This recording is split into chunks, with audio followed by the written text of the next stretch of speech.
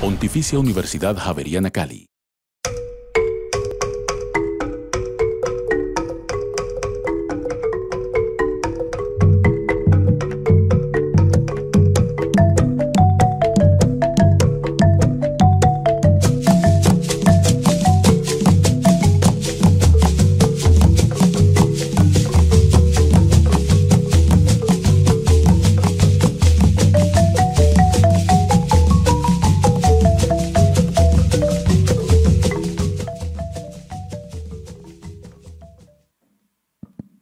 Como vieron en la presentación, este primer panel es de lujo. Gracias, Luis Guillermo. A veces cuando se lee la hoja de vida no se resalta acciones importantes. Luis Guillermo es uno de los más valientes defensores de los derechos humanos de este país. Es un honor tenerlo aquí. Se juega la vida muchas veces por los derechos de las comunidades, entonces es todo un honor tenerlo, Luis Guillermo. También tenemos en la mesa a Tania. Tania es una de nuestras colegas, una de las inspiradoras del Instituto de Estudios Interculturales, fundadora. Yo de Tania digo que a lo mejor cuando se cierre en algún momento el Instituto de Estudios Interculturales, la que va a poner la llave por debajo de la puerta es Tania, es el bastión al lado de la que nos recuerda siempre constantemente el sentido del instituto, que es las comunidades y las luchas de las comunidades. Entonces, qué gusto, Tania, en este panel. Judith, qué alegría tenerla aquí. Hace un tiempo era impensable tenemos una delegada muy importante de un nuevo partido, de una nueva corriente. El espectro político se nos abre. La presencia de Judith nos da la certeza de que están pasando cosas importantes en este país, que hay cambios a veces imperceptibles. Bienvenida, Judith. Y aquí tengo a mi maestro y uno de los mayores indígenas que nos ha ayudado en muchas ocasiones.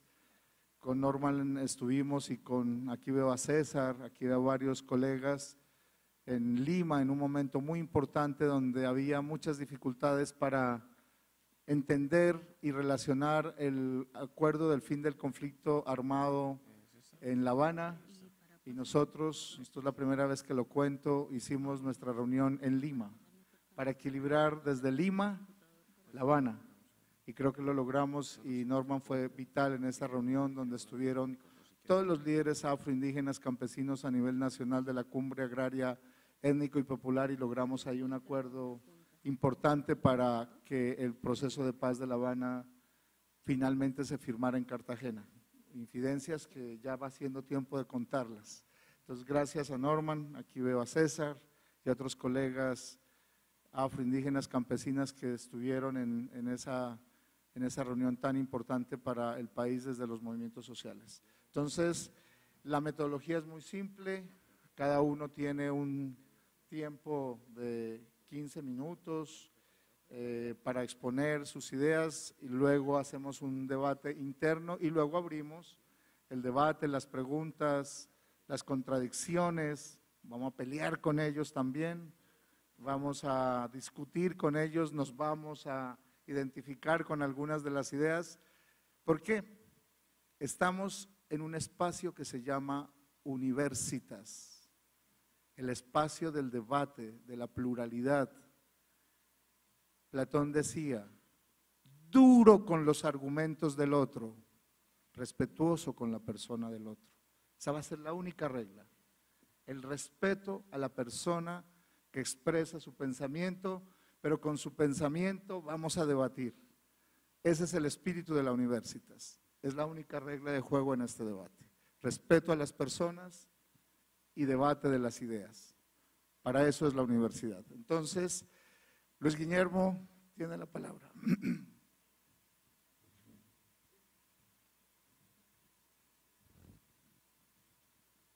Bueno, muy buenos días a todas y a todos, a los representantes de las comunidades indígenas, afros, campesinas, aquí presentes. Un agradecimiento especial a la Universidad Javeriana, a Manuel Ramiro en particular, a Almudena Bernabéu de Guernica 37, a todos mis amigos también que han llegado de España a enriquecer con sus análisis este seminario, y a mis compañeros y compañeras de mesa. Nosotros hemos sostenido desde el colectivo de abogados José Alvear Restrepo que para que haya paz en Colombia se requiere una profunda transformación social, institucional, política.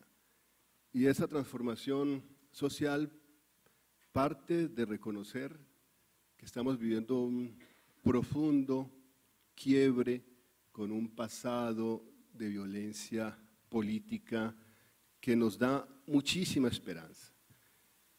Y debemos reivindicar ese espíritu nacional.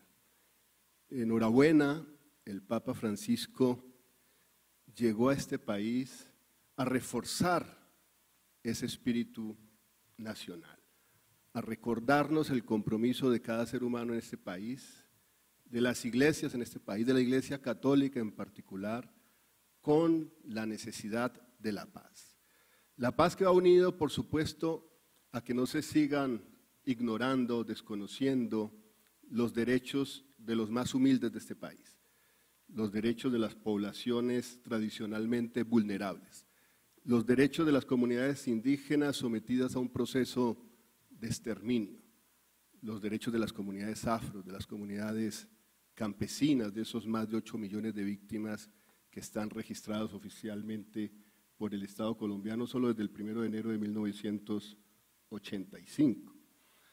Así que en este espíritu nacional tenemos que hacer lo indispensable para que nuestra fe, nuestra capacidad de movilización, nuestra capacidad de incidencia, nuestra capacidad de transformación en cada espacio vital de nuestra existencia, con nuestros familiares, con nuestros compañeros y compañeras, para que superen el escepticismo. Si el escepticismo sirviera de algo, Manuel Ramiro, ¿qué se construye con el escepticismo? ¿Qué transformamos con el escepticismo?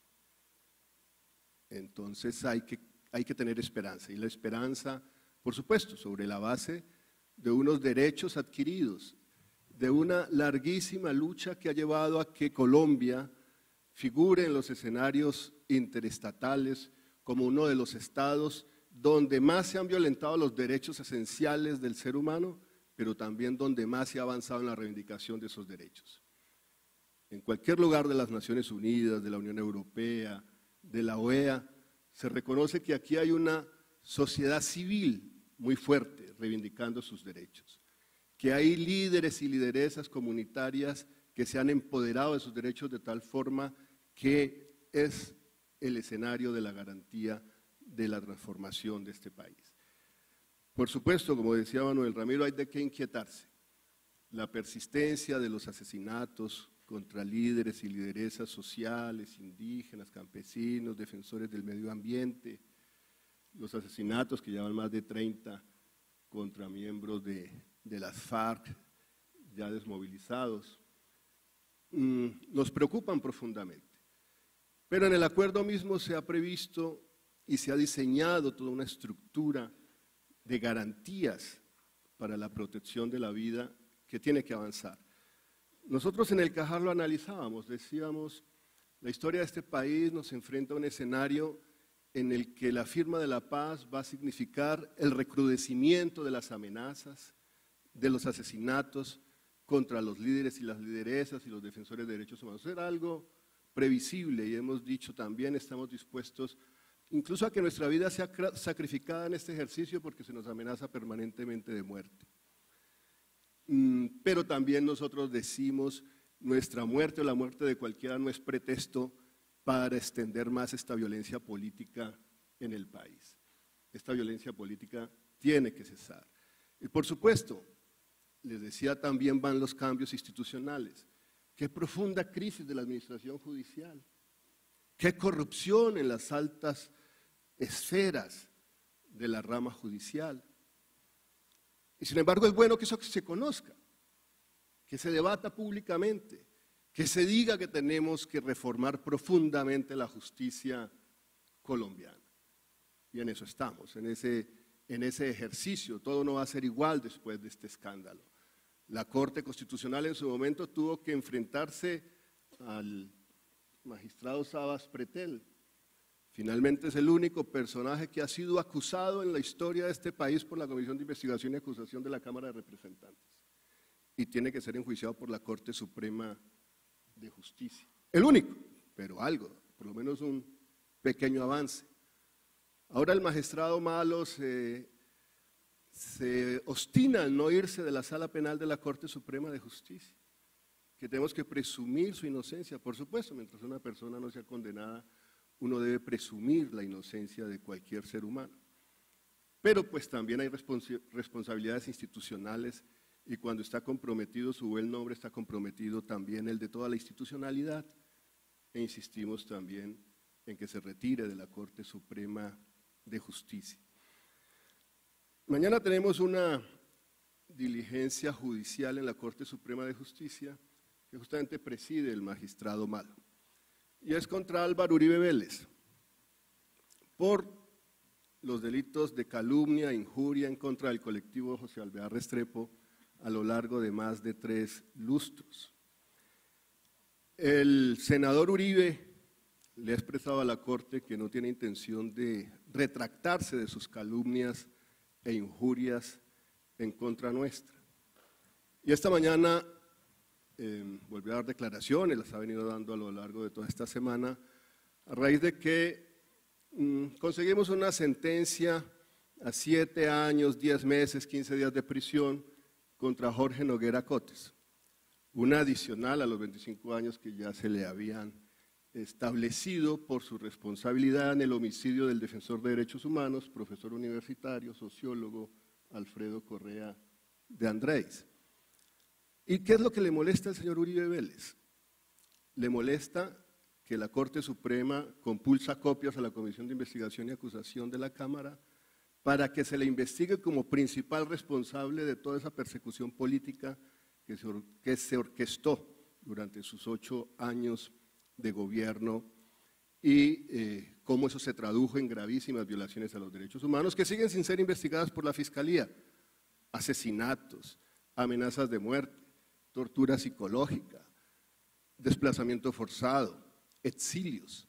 Se dieron órdenes tan absurdas durante el gobierno de Uribe Vélez como robar los pasaportes de mis colegas para que no pudiéramos viajar a la Corte Penal Internacional, como incidir en el gobierno de Estados Unidos para que se le quitara la visa a Lirio Uribe Muñoz, a Holman Morris, de hacernos campaña de desprestigio para convertirnos en los voceros del terrorismo, del narcoterrorismo internacional. Lo cierto es que hay pequeños avances en la justicia. 22 de esos agentes del DAS, incluyendo 2 directores del DAS de Álvaro Uribe Vélez, fueron condenados. María del Pilar Hurtado a 14 años, también Jorge Noguera, como lo hemos dicho, pero de igual forma se han abierto procesos penales contra otros miembros de su gobierno que se encuentran en prisión o fugitivos de la justicia.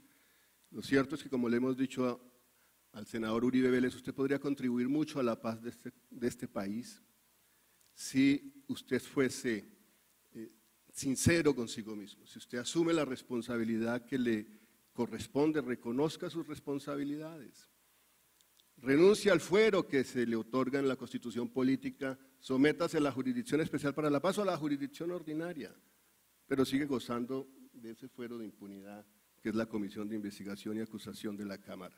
Esto me lleva a una reflexión: ¿cómo se puede reconciliar este país cuando uno de sus principales personajes políticos está en contra del acuerdo de paz? ¿Cómo puede avanzar la reconciliación si él, que ha sido vocero de la extrema derecha, que ha aupado durante muchos años el paramilitarismo en Colombia, que sigue defendiendo a aquellos que han practicado de la forma más criminal el terrorismo de Estado? Aquí está Luz Marina Bernal en la tribuna, una de las más importantes madres de Soacha en la reivindicación de sus derechos a la justicia, a la verdad, a la reparación, a las garantías de no repetición. Uribe Vélez tuvo que pedirles perdón a ella y a otras 3 madres de Soacha recientemente en la Corte Suprema de Justicia, porque calumnió la memoria de sus hijos. Se vio obligado a tener que rectificar. Y yo le decía en esa diligencia, señor Uribe, usted puede y usted debe contribuir a la transformación de Colombia. Y sin duda que se le agradecería si asumiese ese compromiso histórico. Y en algún momento, con los mensajes que tuiteó a raíz de la presencia del Papa Francisco en Colombia, yo dije, bueno, este hombre a lo mejor empieza a cambiar, a lo mejor empieza a escuchar por lo menos al Papa, ¿no? Pero rápidamente nos dimos cuenta que no, que era una estrategia de marketing político como las que él suele desarrollar. Entonces, en este tema de la justicia, cuando nosotros nos enfrentamos a una justicia transicional, que es cuando se renuncia justamente a lo que debe ser las garantías de no repetición, con sanciones severas que se corresponden a la gravedad de los crímenes cometidos, nosotros aceptamos que esa justicia transicional pueda concluir incluso sin establecer un solo día de privación efectiva de la libertad. Y estamos de acuerdo en que se haya establecido dentro del acuerdo de paz, que ya hace parte de nuestra constitución política, la justicia restaurativa. ¿Qué implica qué? Sí, que implica la posibilidad de que aquellos que han cometido graves crímenes puedan con su trabajo contribuir a reparar el profundo daño a las víctimas y a la sociedad colombiana. Eso me parece más útil que tener a una persona detrás de unos muros o de unas rejas. Creo que es más reparador para una sociedad y para las propias víctimas. Pero allí tenemos unas preocupaciones de fondo, y es que no se ha entendido que esa justicia restaurativa pues tiene que ser para todo el mundo, no solamente para las FARC, también para los militares, también para los empresarios o otros civiles que han apoyado esta guerra sucia en el país y estos gravísimos crímenes, que todos se deben beneficiar de esa posibilidad, pero sobre todo en la perspectiva de que eso sea la base de generar reconciliación. Pero no se ha entendido así. Entonces, se ha hecho todo lo posible para que los altos mandos militares, a través de esta implementación legislativa y el debate actual de la ley estatutaria sobre la JEP en el Congreso, no tengan que responder por sus crímenes. Se hace todo lo posible para que los empresarios no tengan que responder por sus crímenes. Yo les digo, se están equivocando. Ayer lo hablábamos con la fiscal de la Corte Penal Internacional, Fatou Bensouda, en la ciudad de Bogotá. Y ella lo tiene muy claro. Si quienes van a ir a la Jurisdicción Especial para la Paz no se someten genuinamente a ella, no hay posibilidad de que ella se quede con los brazos cruzados. Frente a los crímenes de su competencia, ella va a actuar. Y ese es el mensaje que le ha dicho, le ha transferido de manera muy clara al Estado colombiano. Ella respalda el proceso de paz, respalda este proceso de justicia transicional, pero que no se burlen, que no se manoseen más a las víctimas en nuestro país. Entonces, ¿a qué nos hemos encontrado? Luz Marina, ¿no? Que a los centenares de militares que han liberado responsables de crímenes tan atroces como los falsos positivos, los han liberado sin que han asumido ningún compromiso con la verdad, con la justicia, con la reparación, con las garantías de no repetición. Ninguno. Pues por lo menos a la guerrilla se le ha exigido, tienen que entregar las armas, tienen que desmovilizarse, las han entregado. Luego firman un acta de compromiso, además para someterse en el futuro a la JEP cuando se les acuse de crímenes de competencia de esta jurisdicción. Pero ¿cuáles son las garantías de no repetición en relación con estos militares? Yo se lo decía al general Uzcategui después de que lo dejaron libre por la masacre de Mapiripán. Fue condenado a 37 años, no por el colectivo de abogados José Alvear Restrepo, fue condenado por la Corte Suprema de Justicia. Y él sale a los medios a presentarse como una pobre víctima, que no tiene que pedirle perdón a nadie, que él ha sido víctima de un sistema de justicia politizado, que es lo que dice Álvaro Uribe Vélez cada que se condena a un miembro de su gobierno. La justicia está politizada. No, le he dicho general Uzcategui, no se equivoque. Usted no fue condenado porque hayan habido unas falsas víctimas de Mapiripán. Usted no fue condenado porque el colectivo de abogados José Alvear Restrepo haya comprado a la Corte Suprema de Justicia. Usted fue condenado porque usted fue responsable de esa masacre y de las que se cometieron a partir de la llegada de ese grupo paramilitar de Córdoba y Urabá a San José del Guaviare y el departamento del Meta, que fueron centenares de crímenes. Entonces, más bien diga la verdad, más bien vaya a la Jurisdicción Especial para la Paz y diga cuáles fueron los generales por encima de usted, aparte de Rito Alejo del Río, y él sabe quiénes son, y no ha querido hablar. ¿Quiénes fueron los que promovieron el convertir las Autodefensas Unidas de Córdoba y Urabá en las Autodefensas Unidas de Colombia para llenar de sangre el territorio nacional cuando Carlos Castaño dijo habrán mucho más mapiripanes en el país? Y cobardemente se extendió esa ola de masacres desde el Putumayo hasta la Guajira, del Chocó a los llanos, masacrando a campesinos, indígenas, afrodescendientes, inermes. Entonces tenemos un grave problema, Manuel Ramiro, y es justamente el cómo entender la responsabilidad del Estado en estos crímenes. Se le exige a las FARC que haga compromisos previos de responsabilidad, que pida perdón, muy bien, y lo han venido haciendo. En Bojayá, con los diputados que masacraron en este departamento, lo han venido haciendo. Pero ¿por qué no se le exige lo mismo a los que han cometido crímenes de Estado, a los que han practicado el terrorismo estatal? ¿O es que se nos olvida que ellos y los paramilitares son responsables de esta catástrofe humanitaria que representa más de 8 millones de víctimas de crímenes internacionales? Entonces no nos equivoquemos. La fiscal de la Corte Penal Internacional lo ha dicho muy claramente. Y ella tiene presiones de distinto orden a nivel mundial porque solo se ha ocupado de casos de África donde ha imputado responsabilidad penal incluso de altas personalidades en ese continente. Pero los africanos están molestos. Ven un conflicto armado de más de 50 años al otro lado del mundo, en las Américas, donde solo se tiene un examen preliminar desde hace 11 años y donde no hay ninguna consecuencia en relación con una investigación formal para prestar acusaciones ante los jueces. Entonces, este mensaje yo quiero reiterarlo porque uno no puede construir reconciliación, convivencia y paz y garantías de no repetición sobre la base de dejar impunes a los principales determinadores de la violencia política en este país. Uno no puede llegar a garantías de no repetición si no se conoce la verdad de la dimensión del terrorismo de Estado en Colombia. Y por supuesto, ellos tienen la posibilidad, y yo espero que la aprovechen, de acudir a la Jurisdicción Especial para la Paz, pero para que digan la verdad, para que contribuyan a desmontar todas esas estructuras que perviven en algunos sectores del Estado colombiano sobre la cual se ha desarrollado múltiples formas de exterminio en nuestro país. Manuel Ramiro, ¿me queda un minuto o no? Un minuto, Bueno. un minuto para que redondee y cerramos. Entonces, nosotros estamos ahora en el Consejo Nacional de Paz, Reconciliación y Convivencia. Tenemos un inmenso reto que se le otorga a este Consejo. Es el reto de convocar el Pacto Nacional por la Paz.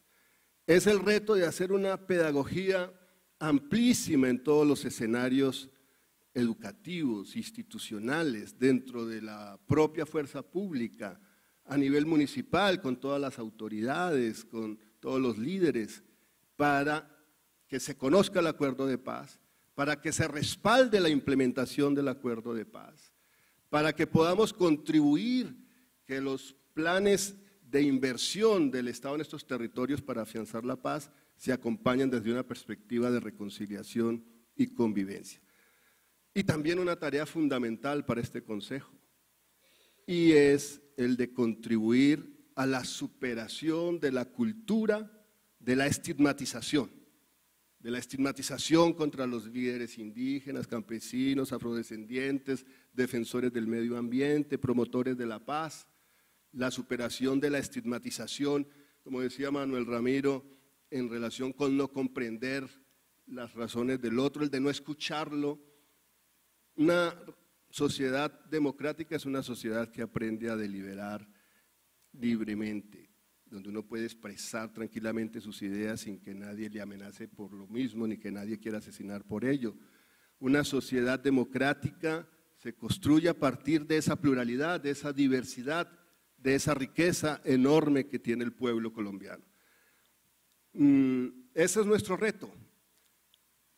Nuestro reto es de transformar diariamente nuestras propias costumbres. Cada uno de nosotros tiene errores, cada uno de nosotros ha cometido equivocaciones en su vida, pero tenemos que superar la mezquindad, tenemos que tener una gran visión hacia el futuro, la responsabilidad frente a las futuras generaciones y asumámoslo con muchísimo amor social. Gracias.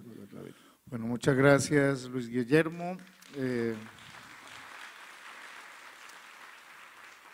Vamos a pedirles que tratemos de ser lo más estrictos con el tiempo, pero que ya le vamos a subir unos 3 minutos más a Tania y a cada uno de ellos para que haya…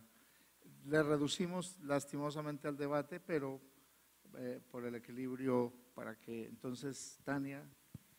Yo voy a ser bastante breve. Bueno, quisiera empezar yo básicamente quise hacer un balance de más o menos cómo va el acuerdo en el entendido de que estamos viviendo un proceso de transición y que por supuesto la institucionalidad, y no solo la institucionalidad, sino todos los actores también sociales en los territorios se están acomodando a ese nuevo escenario y a ese nuevo contexto. Me parecía importante de todas maneras empezar con las cosas positivas que han estado pasando en el país a partir de la firma del acuerdo y que a veces parecieran no tener la relevancia en los medios de comunicación que tienen. Lo primero, por supuesto, es la finalización del proceso de dejación de armas, que no es una cosa menor, que el pasado 27 de junio las Naciones Unidas haya certificado 7.132 armas entregadas por poco más de 6.800 guerrilleros, no es un asunto menor en el país. Digamos que muestra que hay un proceso serio de compromiso, al menos en la terminación del conflicto armado entre las FARC y el gobierno, y creo que eso es una cosa muy importante que está acompañada con esta reflexión de al menos las 3.000 personas que han dejado de morir o ser victimizadas en lo que era el conflicto armado entre las FARC y el gobierno. Y ese es un logro que parece ser menor, pero que no lo es, porque son vidas humanas y la dignidad de muchas vidas que son fundamentales tener en cuenta. Lo segundo que quiero decir en función de los logros es que a pesar de los retrasos y a pesar de que hay dificultades en la efectividad, como ya lo mencionaba Luis Guillermo, hay un ejercicio de reacomodación de las fuerzas militares que empiezan a reorganizarse para el nuevo contexto, y ahí está el Plan Institucional de Consolidación Territorial del Ejército y el Plan Estratégico Institucional de las Comunidades Seguras y en Paz de la Policía Nacional, y después de mucho debate se logra crear el Cuerpo de Élite de la Policía para combatir las estructuras que atentan con la vida y seguridad de los líderes sociales, y por supuesto la Unidad Especial de Investigación para la Fiscalía.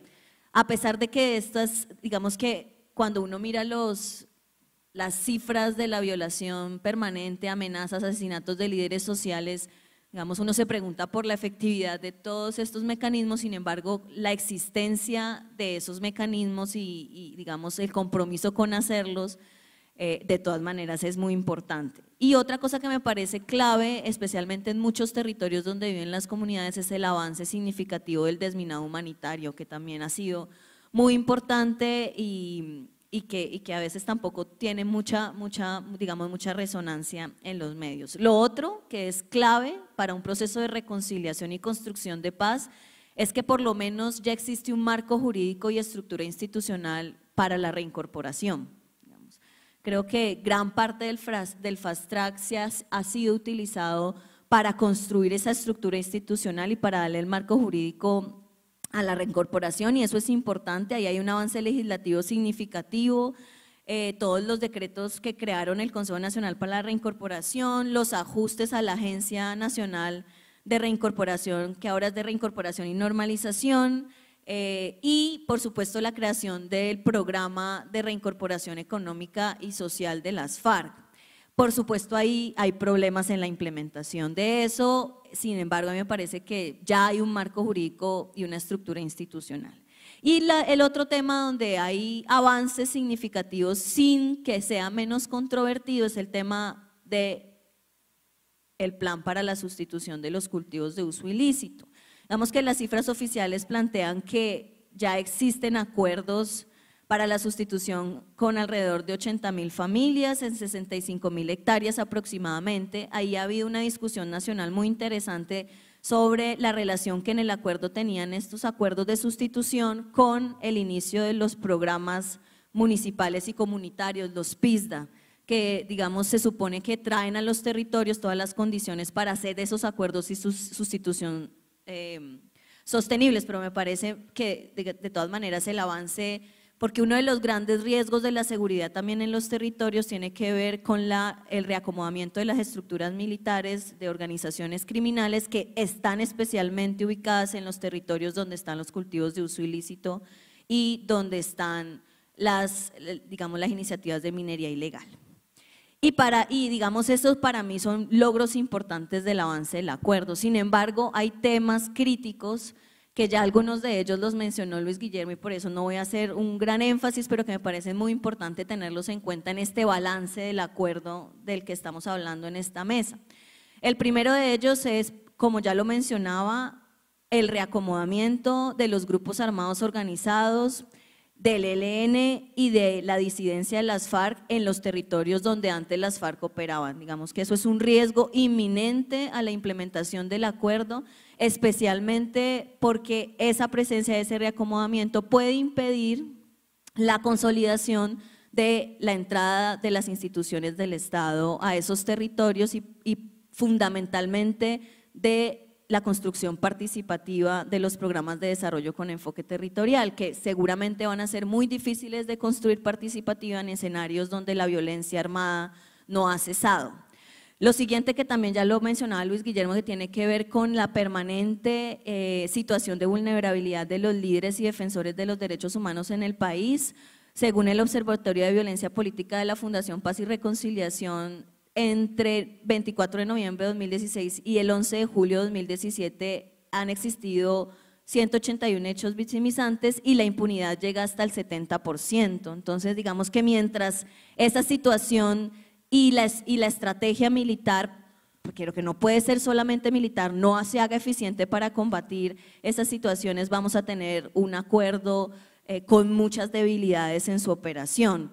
Y quería hacer este énfasis en que en estos días estábamos en un conversatorio en el marco de un diplomado que estamos haciendo con varias instituciones del Estado y había un coronel del Ejército que nos decía, mire, uno de los retos de este acuerdo es que la consolidación territorial no puede ser un asunto solamente de las fuerzas militares. El acuerdo en su esencia tiene que la reconstrucción de la legitimidad y la confianza de los ciudadanos en el Estado tiene que ver con la llegada de las instituciones, del resto de las instituciones del Estado, y eso se llaman PEDET, se llaman PISDA, se llaman programas fortalecidos para la reparación de las víctimas, etcétera, etcétera, que eso es lo que todavía no está pasando en los territorios y que es uno de los grandes clamores de las organizaciones.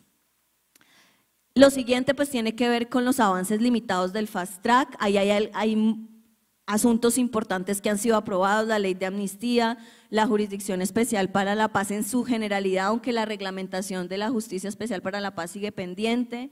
Por supuesto, el tema de los voceros de las FARC en el Congreso, la reincorporación política y el estatuto de la oposición. Sin embargo, temas fundamentales del acuerdo, como la reforma política, parecen estarse enredando en el Congreso de la República, temas claves en el punto 1 del acuerdo como los proyectos de innovación agropecuaria, adecuación de tierras, el sistema catastral multipropósito, la reglamentación de la Jurisdicción Especial para la Paz, las circunscripciones especiales transitorias de paz y el otorgamiento de los baldíos en la reserva forestal siguen siendo temas pendientes del fast track, y uno se pregunta a septiembre del 2017 si realmente va a haber el tiempo suficiente para tramitar toda la legislación que está pendiente, teniendo en cuenta además que existen proyectos aún por presentar al Congreso claves, porque el decreto 902 que reglamenta el Fondo de Tierras y todo lo demás, sin la ley de la jurisdicción agraria queda bastante limitado, por ejemplo. Entonces,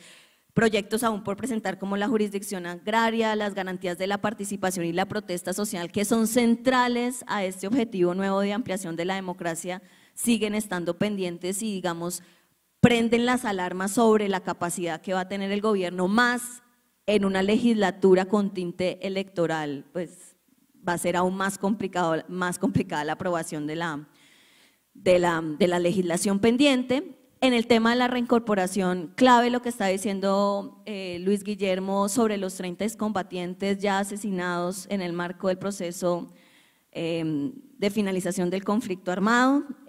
Grave, yo me imagino que lo van a mencionar ahora, Judith, las demoras significativas en la amnistía de los presos de las FARC, que ha generado grandes problemas de legitimidad, digamos, del proceso al interior de las filas de las FARC, avances mínimos en la construcción del nuevo modelo de reincorporación que tiene, digamos, que transformarse del modelo individual que históricamente hemos tenido el país a este modelo de reincorporación colectiva.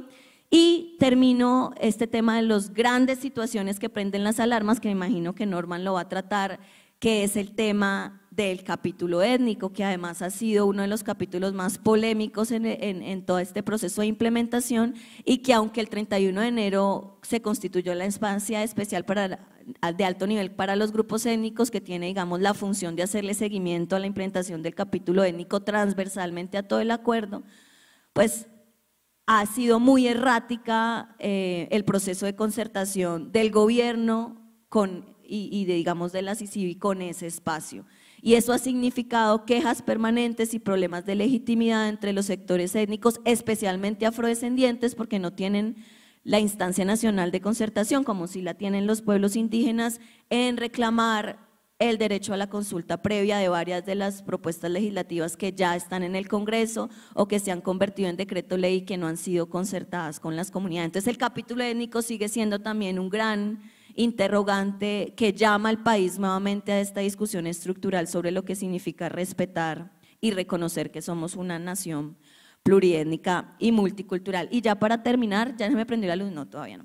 Quería básicamente hacer énfasis en uno de los instrumentos que más nos gusta en el Instituto del Acuerdo, que por supuesto está en el punto 1 hacia el nuevo campo colombiano, la reforma rural integral, pero que además el acuerdo dice tiene un gran espíritu reparador y una fuerza de reconciliación muy importante. Primero, porque es uno de los instrumentos que más hace visible el enfoque territorial de la implementación del acuerdo, y segundo, porque es uno de los instrumentos que supone la participación de los actores territoriales más afectados por el conflicto, pero que además tendrán que ponerse de acuerdo desde su diversidad en el marco del desarrollo territorial, y ese instrumento son los programas de desarrollo con enfoque territorial, a los que el instituto viene haciéndole un seguimiento detallado. Entonces, solamente quisiera para terminar hablar un par de cosas sobre eso. Primero, pues ya tenemos el decreto 893, donde se crean los planes y, digamos, se reconoce la importancia de que en esos planes esté incorporada la visión y el capítulo étnico, pero además se llama a la articulación interinstitucional con el PINIS, con las otras formas de planeación participativa, por ejemplo, que quedó en el 902, por ejemplo, los planes de ordenamiento social de la propiedad también tienen que construirse participativamente. Ahí a nosotros nos surgen las preguntas de cómo se van a articular esas múltiples asambleas veredales y municipales que se van a hacer en todos esos planes y cómo eso no va a desbordar las organizaciones, las comunidades y los territorios. Sin embargo, hay varias cosas pendientes que a mí me preocupan sobre el PDET, teniendo además en cuenta que ya arrancó en varios territorios, que ya se lanzó, que ya empezaron las asambleas veredales en varios núcleos veredales de lo que la RT llama la primera etapa del nivel veredal. Y son dos cosas. Primero, el mecanismo especial de consulta previa quedó mencionado en el decreto, pero no ha sido concertado, no existe todavía, por lo menos nosotros no hemos tenido acceso ni siquiera al borrador. Y lo otro que me parece aún más preocupante es que inicien las asambleas sin que exista un protocolo público que contenga el procedimiento de participación y planeación participativa con la que se van a construir los PDETs y los planes de acción para la transformación del territorio, porque uno no puede llamar a la participación colectiva y comunitaria sin que no es público y claramente divulgado los mecanismos de participación de ese instrumento, que además es una gran oportunidad para el país y para los territorios. Pues creo que es muy importante, digamos, el llamado a que no se desaproveche la oportunidad de los programas de desarrollo territorial. Ahí hay un gran afán, digamos que todos los que hemos estado trabajando cerca de esto sabemos que existe, que es el cambio de gobierno. Entonces, hay un gran afán de que a mayo del 2018 los PDEs estén todos formulados. Sin embargo, nosotros hemos estado acompañando varios de esos espacios en el norte del Cauca, en Buenaventura, y sabemos que los tiempos no están corriendo como se esperaba, porque precisamente los procesos de concertación con las comunidades, cuando se está invitando a la participación en la planeación del desarrollo, pues toman más tiempo, se necesita más socialización, se necesita más concertación de las rutas, etcétera, etcétera. Y lo otro que es muy importante, que es una cosa que todavía está como en la nebulosa para todo el acuerdo, pero que a mí me preocupa significativamente sobre los PDETs, y es que no hay claridad de los recursos con los que cuenta cada PDET. Entonces, ¿cómo se llama a la participación y a la planeación participativa sobre algo que no se sabe cuál es el tope presupuestal? Digamos que ahí puede haber un gran riesgo de frustración comunitaria cuando se planeen una gran cantidad de apuestas territoriales, proyectos, programas, y luego la plata para eso no aparezca. Digamos que creo que es mucho más provechoso para la legitimidad de este proceso que se diga desde el inicio cuánta plata hay, y sobre eso se inicien los procesos de concertación y planificación. Eso era lo que quería plantear. Gracias, Manuel. Muchísimas gracias, Tania.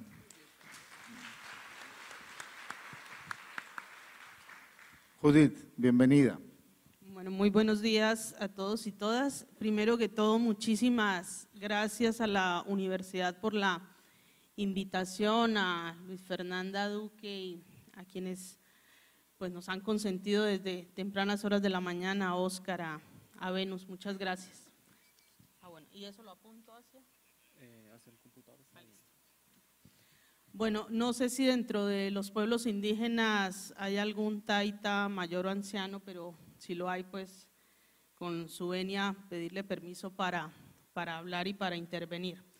Por supuesto, en el panel que nos han invitado sobre el estado del arte de la implementación, pues en lo que corresponde a Voces de Paz, que no sé si esté suficientemente claro para todos, es una figura incluso derivada del acuerdo, es decir, que 6 ciudadanos en ejercicio estuvieran en el Congreso de la República, en el Senado y en la Cámara para hacer veeduría a la implementación normativa, con otros 2 retos por ahí importantes, y era también trabajar por generar la apertura democrática para la transición de las FARC como partido político y la conformación del centro de pensamiento. Eso aparece mencionado un poco en el tema del acuerdo. Entonces, pues Tania mencionó algunas cosas de las que yo iba a referir, pero como reflexiones iniciales, aprovechando el auditorio, porque creo que eso es muy importante que estén acá,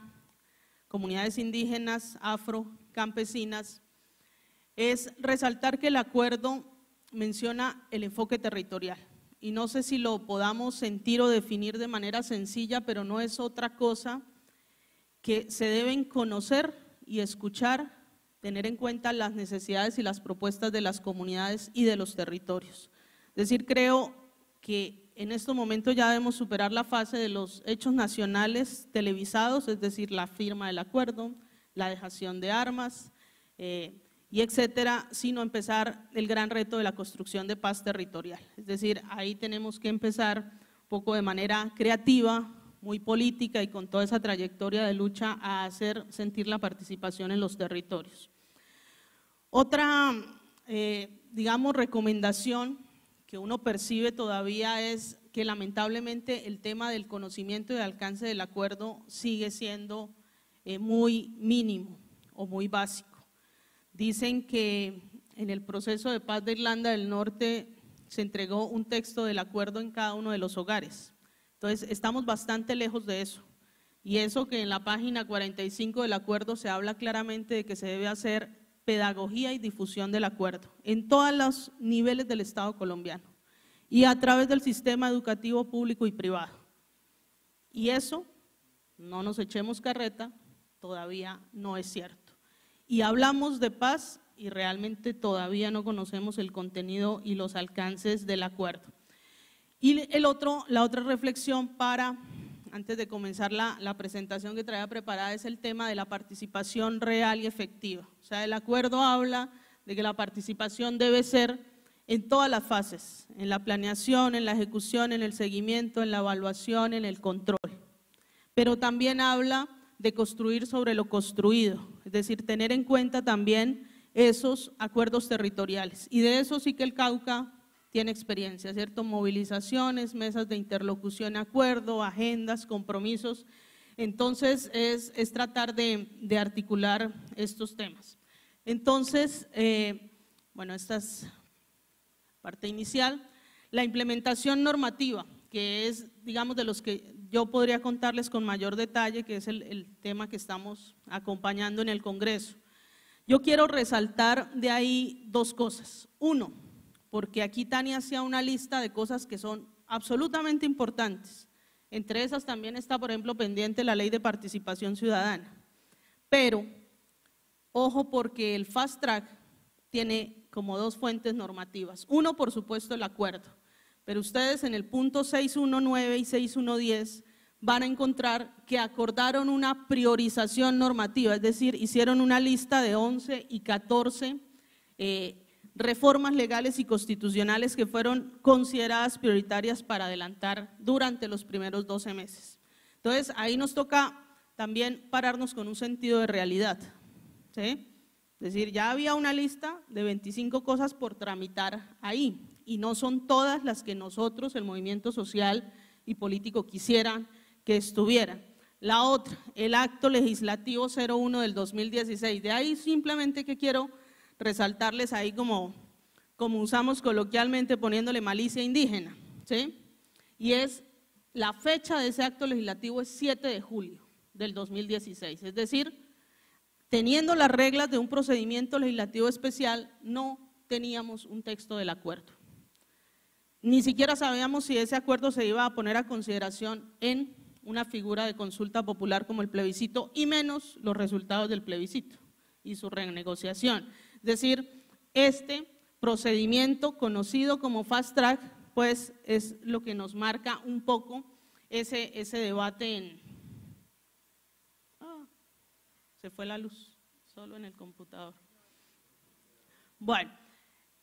Cositas para resaltar de ese contexto. Entonces tenemos 6 meses, ese acto legislativo decía 6 meses que pueden ser prorrogables, ahí está el tiempo que tenemos, pero los 6 meses solo aplicaban también para decretos reglamentarios de carácter de ley expedidos por el presidente. Entonces ahí se conceden estos dos temas, facultades extraordinarias y el procedimiento legislativo en Congreso.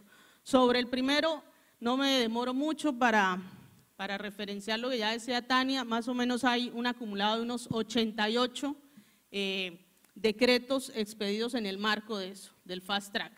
Ahora, lo que sí quiero resaltar, y cumpliendo un poco los objetivos que ustedes se han propuesto en este seminario, que es punto 5, es decir, bueno, ¿y cuáles decretos están ahí que nos pueden interesar? Entonces, el decreto que crea la Comisión de la Verdad y el decreto de la Unidad de Búsqueda de Personas Dadas por Desaparecidas, que yo creo que, digamos, son instrumentos, nuevamente, como les digo yo a mis colegas, compañeros de trabajo, el reto es mucho más grande, porque si no nos hemos leído las 310 páginas, resulta que ahora nos toca leernos todo esto que se ha implementado normativamente para llevarlo.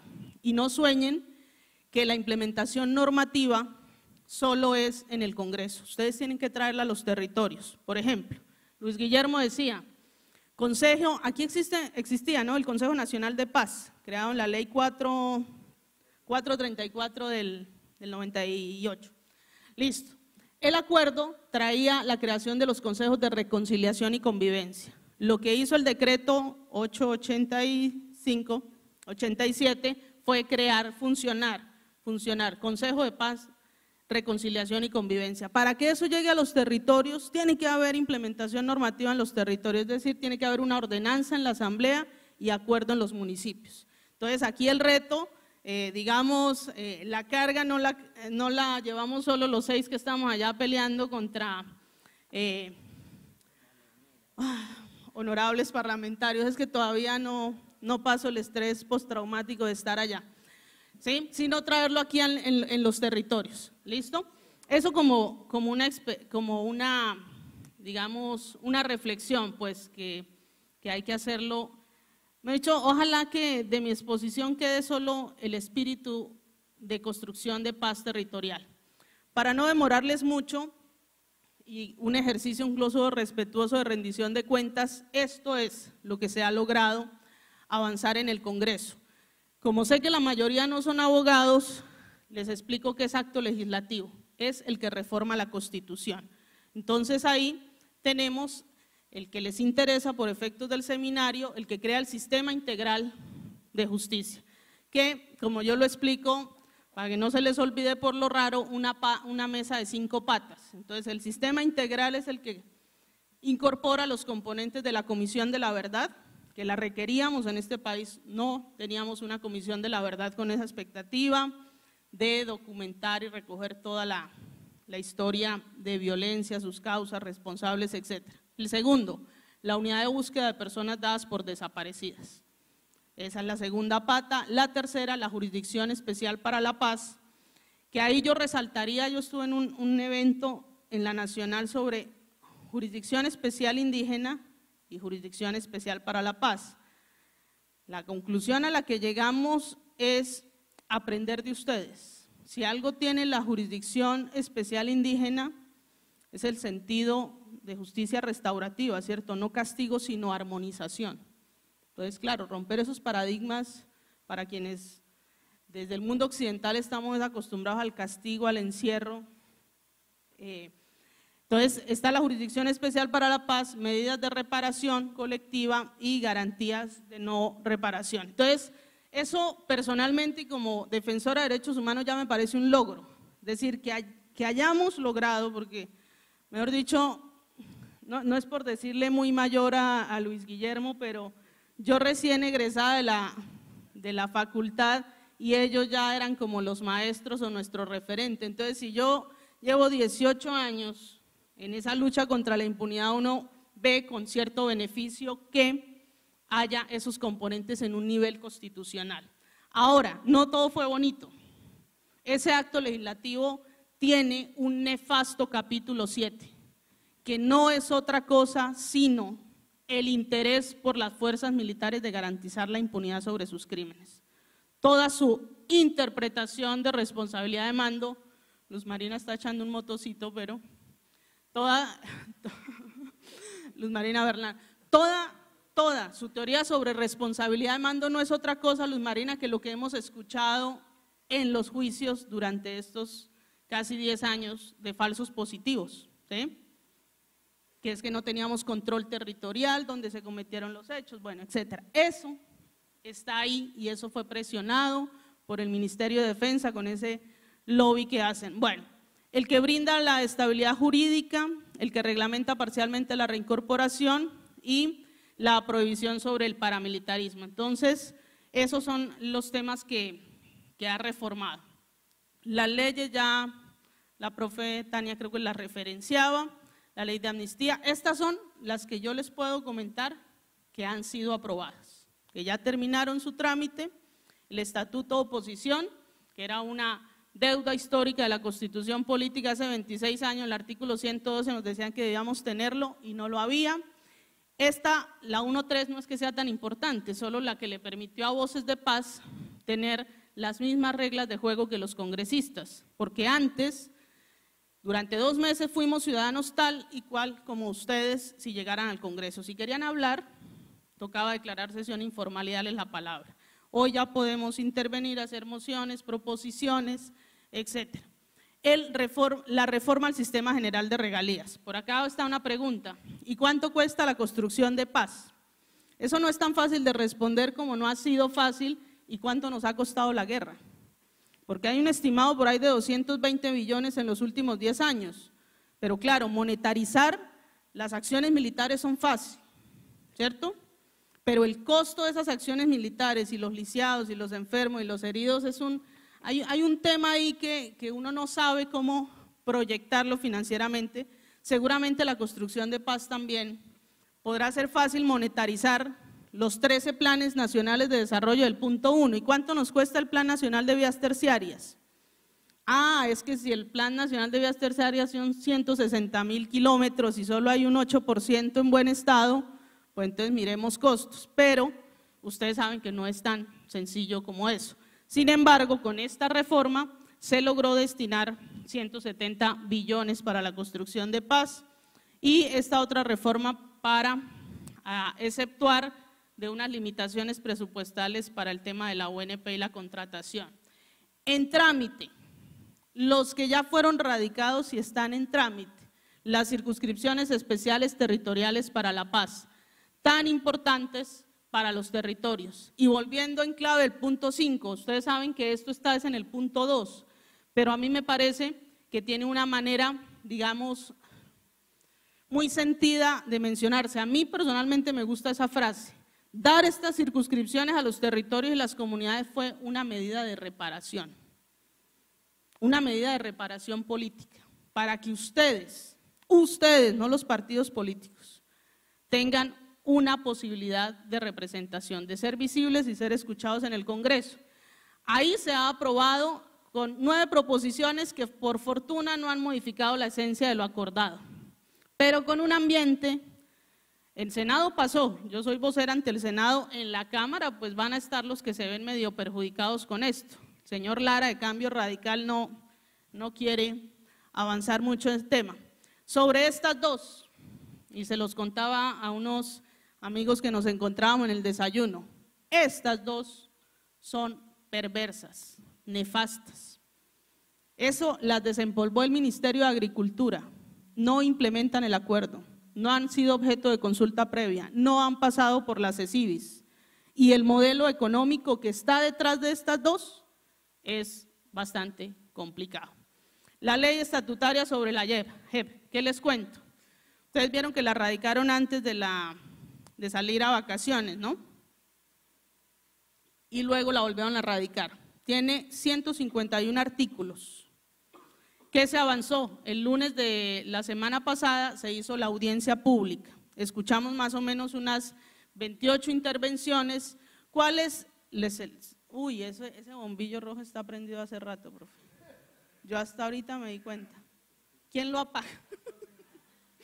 Bueno, apagan el bombillo, me callo yo. Bueno, por la centralidad del objetivo del foro, entonces, ¿cuál es la mayor crítica? Imagínate una ley estatutaria de 151, entonces hubo crítica diciendo esa vaina es muy extensa. ¿Sí? Hay temas procedimentales que no deberían estar ahí. La tercera crítica como más sentida es hacer más visible la centralidad y la participación de las víctimas, que no es tan explícita, aunque algunos dicen eso puede quedar en el procedimiento, porque está en el procedimiento. Pero, pues digo yo, es mejor evitar el regaño de la Corte Constitucional porque ya la Corte ha dicho las víctimas son sujetos intervinientes especiales en todas las fases del proceso, etcétera, etcétera. Entonces, ahí está el tema. Con el famoso fallo que los medios dijeron tumbaron el fast track, no es que lo tumbaron 2 literales de ese acto legislativo. Uno, el que permitía la aprobación en bloque, ahora toca hacer como debate. Entonces calculen ustedes con esa capacidad de trabajo que tienen sus honorables parlamentarios, el debate artículo por artículo.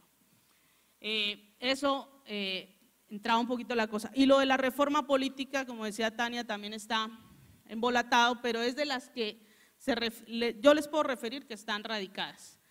Y dificultades. Vamos a echarle la culpa al gobierno.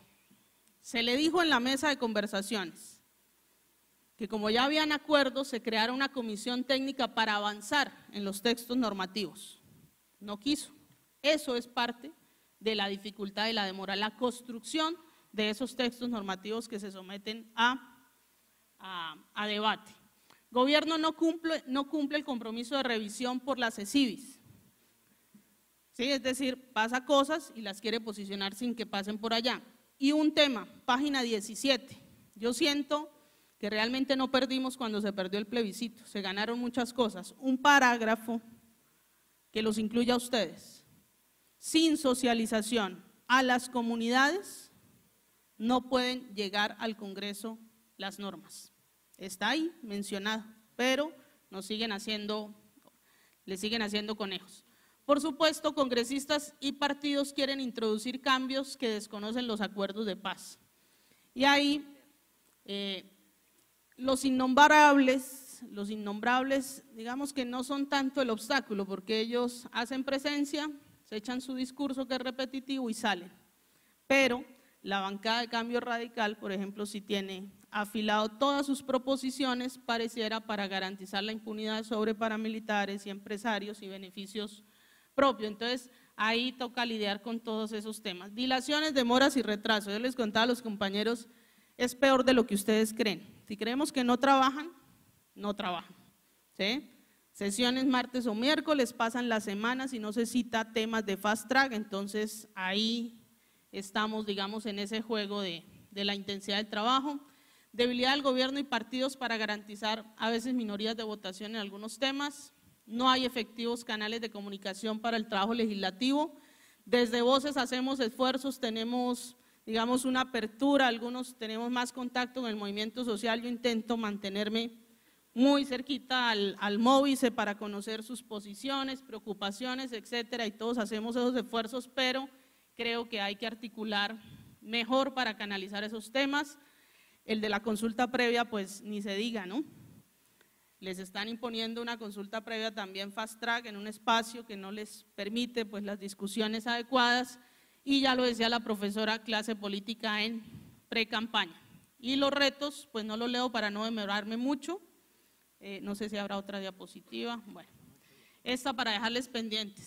Ya para el último minuto, porque empezó a titilar otra vez, yo creo que deberíamos hacer, o sea, no esperemos que la realidad que vivimos en los territorios la va a transformar un acuerdo de paz o una implementación normativa, porque al final siempre hemos tenido como que echar mano de ese tipo de cosas, de constituciones, de mecanismos de participación. Nos toca insistir en la organización, en la movilización y en la lucha de manera creativa y en tratar de llevar al territorio el acuerdo de paz. En Norte de Santander iniciamos una experiencia que se llama Diálogo Útil. Cuando iba saliendo las FARC hacia la zona veredal, aparecieron los paramilitares. ¿Y qué hicieron los campesinos? Se le pararon. Dijeron, de aquí no pasa hasta que no venga la CECIBIS. La CECIBIS, que sí que iba, entonces aflojaron, hicieron un campamento de refugio humanitario, no llegaron, que vamos a Cúcuta, se hizo un evento donde está todo el sistema de Naciones Unidas, gobernación, etcétera. Hoy se tiene sentado en una mesa de diálogo útil a componente FARC, a los gestores del ELN, al gobierno departamental, con presencia de gobierno. Eso no está explícitamente en el acuerdo, pero en el acuerdo habla de múltiples espacios y mecanismos de participación. Entonces, aquí el Cauca, ustedes son un referente de lucha para todo el pueblo colombiano, entonces la idea es que de manera creativa y con toda su coherencia política, pues generen esos espacios de construcción. Muchas gracias. La presentación queda acá a la mano por si es útil. Muchas gracias.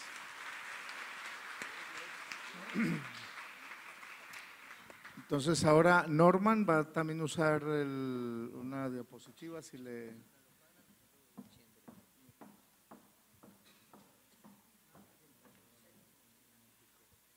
Nos hemos dado algunas largas porque creemos en tiempo, porque creemos que este balance entre más claro y más amplio sea, nos va a permitir el debate de aquí en adelante.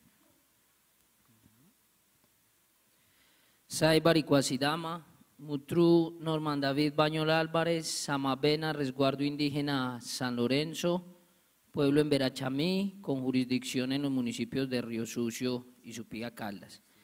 En primer lugar, quiero darle agradecimiento al Padre Universal, para nosotros Caragaví, Madre Naturaleza, por darnos la fortuna de participar en este proceso de construcción colectiva, construcción conjunta de la tan anhelada paz.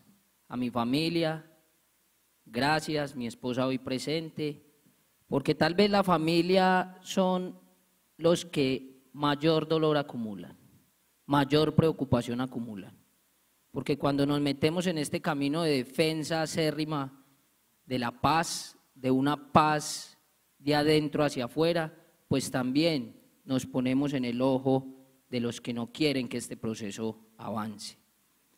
A la organización social, comunitaria, indígena, afro, rom, tendríamos que reflexionar bastante con el pueblo gitano, plenamente invisibilizado por las instituciones del Estado. A la academia, en cabeza de la Universidad Javeriana, el Instituto de Estudios Interculturales, Manuel, Tania, compañeros, gracias por permitir también que la voz de los pueblos indígenas se alce con fuerza en esta construcción colectiva. Quiero arrancar por una reflexión acerca de lo que es la paz. Y esa es la primera pregunta que tendríamos que hacer a todos los colombianos. Porque la paz no la define los que se sientan en la mesa. La paz tiene que definirse desde el seno de nuestras familias y de nuestras comunidades. Y en ese sentido los pueblos indígenas siempre hemos avanzado por una búsqueda permanente de esa paz, empezando por una paz espiritual. Judith, le agradezco mucho el permiso que se pidió a los mayores. Yo veo acá taitas, médicos tradicionales, sabios. A Manuel ahora le decía al oído, y dejo de una vez una recomendación: tenemos que avanzar con el proceso de fortalecimiento espiritual, de encomendarnos a nuestros jais, a nuestros espíritus, a nuestros astros, para que nos iluminen, para que nos den la fuerza necesaria para no claudicar en este proceso que no es sencillo.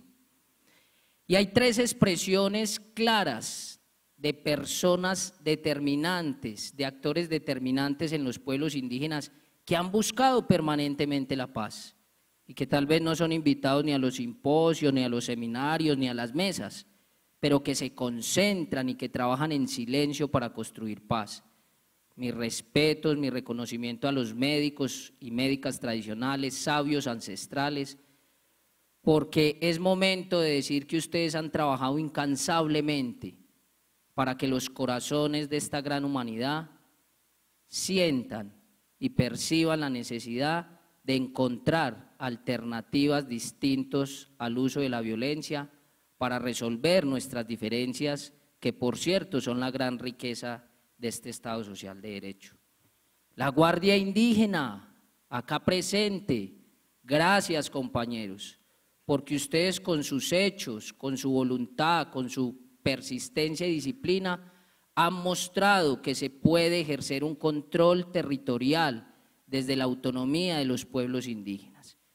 Y hace más de 1 o 2 décadas han venido manifestando su rechazo de frente a los fenómenos de violencia.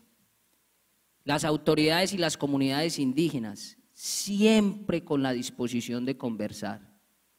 Así en muchas de las conversaciones nos sigamos sintiendo engañados, nos sigamos sintiendo como los menores de edad, pero aún mantenemos la disposición para aportar a esta construcción colectiva de la tan anhelada paz. Ya refiriéndonos concretamente al capítulo étnico, habría que generar también una reflexión. La transversalidad es realmente transversalidad porque algunos de nosotros la entendemos como la invisibilización. Lo que es transversal termina siendo invisible, porque hay aspectos que se vuelven mucho más prioritarios. Y ese capítulo étnico, su finalidad o su espíritu lo entendemos nosotros como la protección a la integridad cultural y la garantía para el ejercicio pleno del derecho a la consulta y el consentimiento previo, libre e informado, posición que ha ratificado en distintas sentencias la Honorable Corte Constitucional. Si bien para la negociación de los acuerdos no fue necesario la consulta previa, sí se deja expreso que para la implementación de los mismos en los territorios tiene que mediar la consulta previa, pero con las plenas garantías, no una consulta previa con los ritmos y los tiempos que hoy pone el gobierno nacional. Es así que como pueblos indígenas, cuando nos hablan del fast track, realmente quedamos en un interrogante, y nosotros en nuestra región entonces hemos dicho, eso es un mecanismo abreviado. ¿Para qué? Para poder tener la posibilidad de la implementación de ese acuerdo. Han pasado varios meses, se mantenía el acuerdo de que teníamos que estudiar todas esas iniciativas legislativas, más de 85, y revisar a cuáles se avanzaba con el proceso de consulta previa.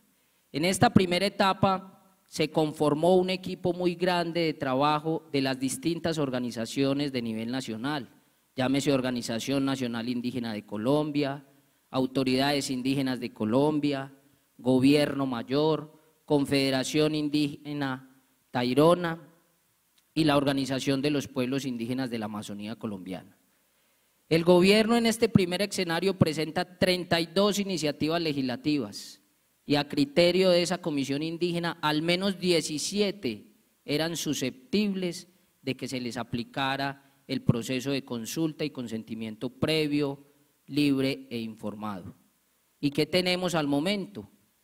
Que se han abordado 6 de los temas que tendríamos que llevar a la reflexión si esas consultas realmente tuvieron las garantías plenas de participación efectiva y activa, no de la participación pasiva o de la pseudoparticipación que hoy están promoviendo algunos actores del orden nacional y regional.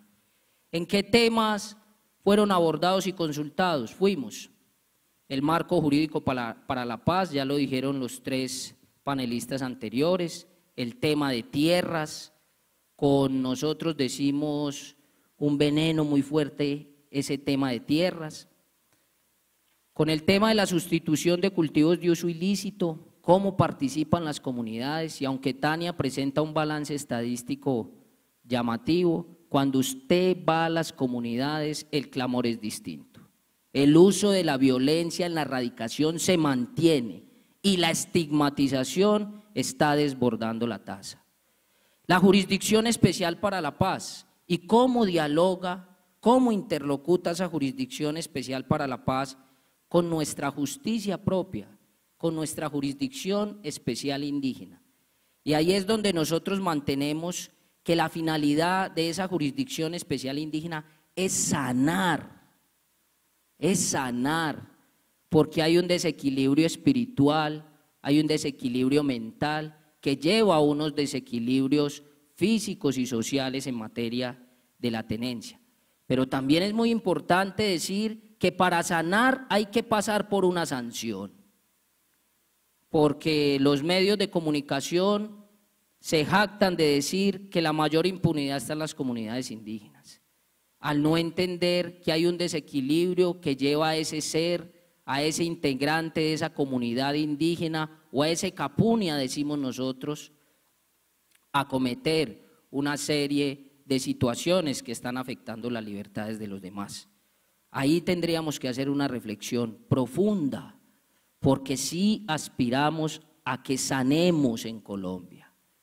Si no sanamos, esta paz no va a tener unas bases suficientes para la reconciliación. De tal manera que tendremos que seguir buscando mecanismos de diálogo y de articulación porque algunos pueblos indígenas en ejercicio de su autonomía han hecho valer esa jurisdicción especial y han procesado en su momento integrantes de las FARC y los han condenado de acuerdo a sus usos y costumbres. Y tenemos que empezar a dialogar en ese marco para revisar cómo seguimos aportando a este punto del acuerdo. Pero están los planes de desarrollo con enfoque territorial, nuestra gran y profunda preocupación. Un montón de expectativas cuando se llegan a la comunidad y terminamos haciendo, discúlpenme la expresión, unas listas de mercado con más de 1000 propuestas. Y cuando el funcionario que está al frente de eso, entendemos en cabeza de la Agencia para la Renovación del Territorio, ellos avanzan con una fase de alistamiento que nosotros entendemos como la preconsulta. Y desde el alistamiento tiene que haber una participación real y efectiva, en este caso concreto de los pueblos indígenas, pero también de las comunidades donde se van efectivamente a desarrollar. Yo quiero recabar sobre algo que planteó la compañera Tania, y es cuáles son los montos, cuál es la destinación de los recursos y las fuentes de financiación de esos planes de desarrollo con enfoque territorial.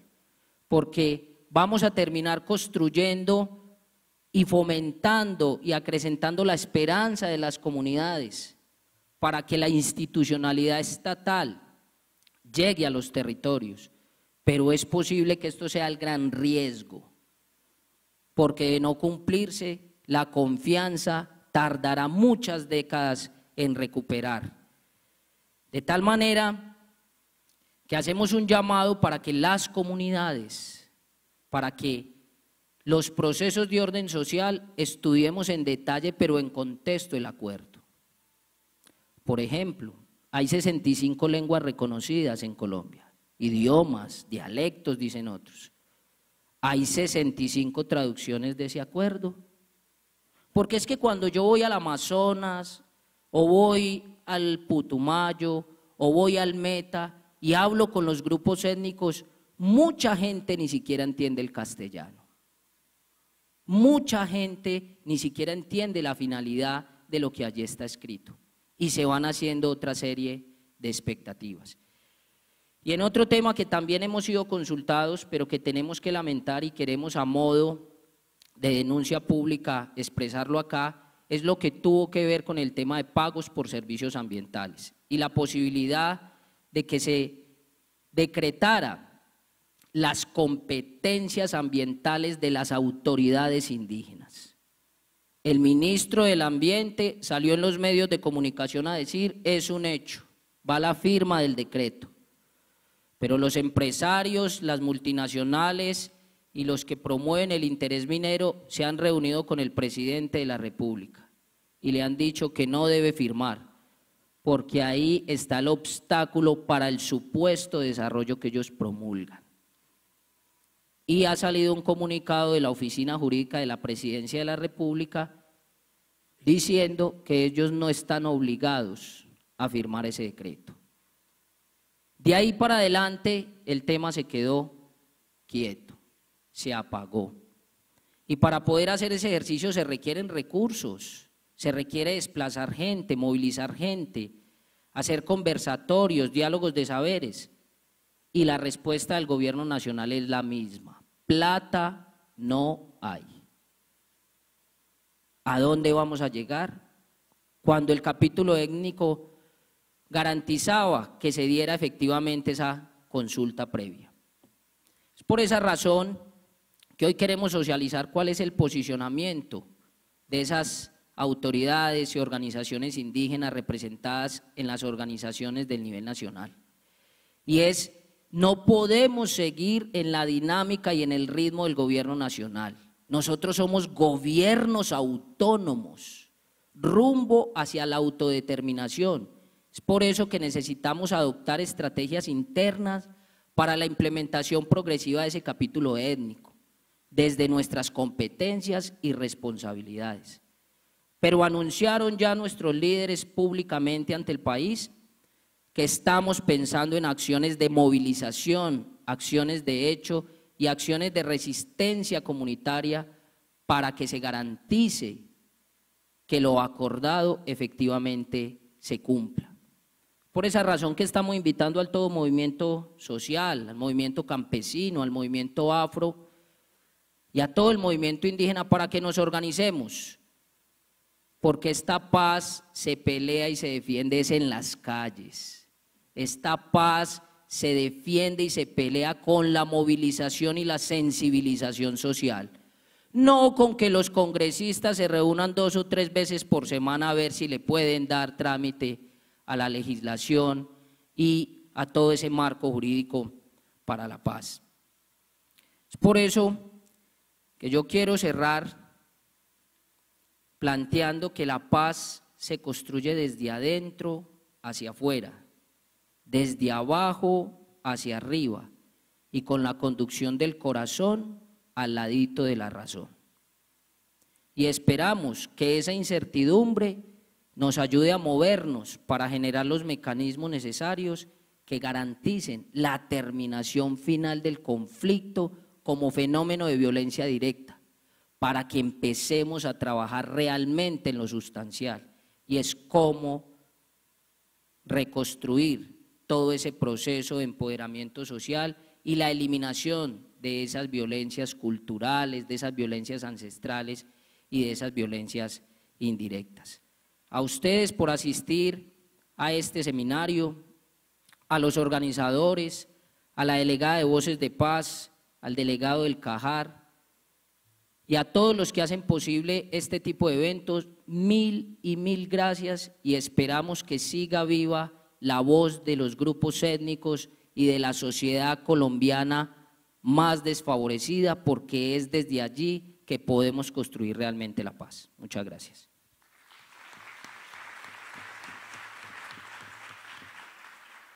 Bueno, yo quiero pedirles un aplauso muy fuerte a los 4 panelistas. Realmente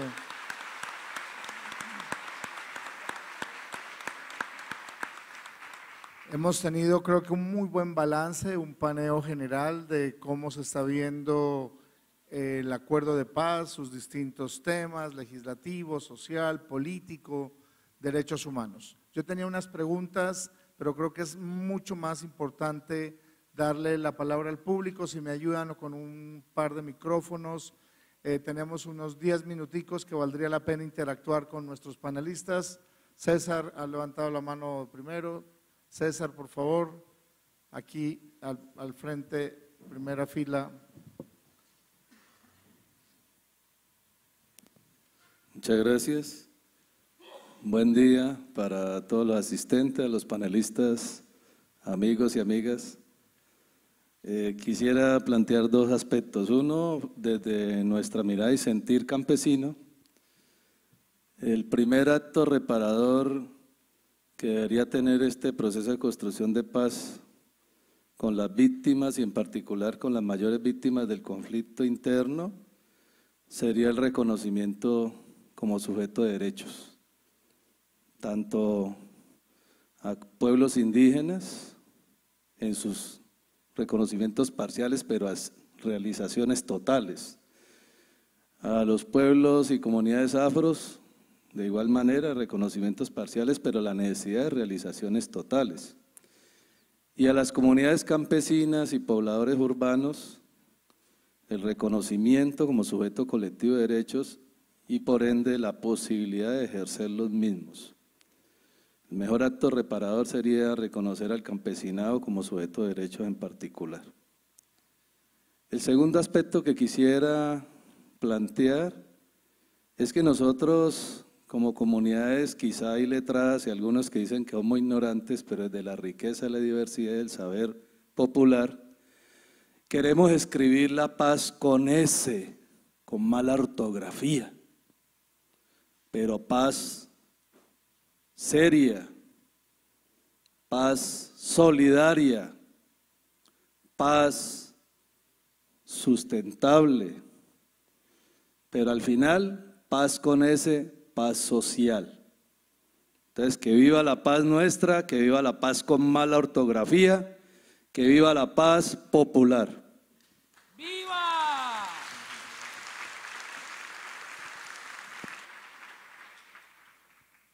Muy bien, muchas gracias, César. ¿Alguna pregunta, comentario, discusión, punto de vista divergente? Yo me voy a atrever entonces una pregunta para los cuatro. Y es esta. Aquí hay, acá el compañero.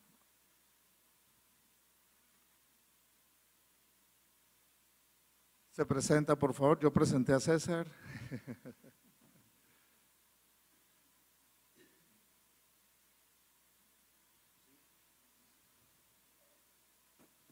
Sí, bueno, buenos días a todos los presentes.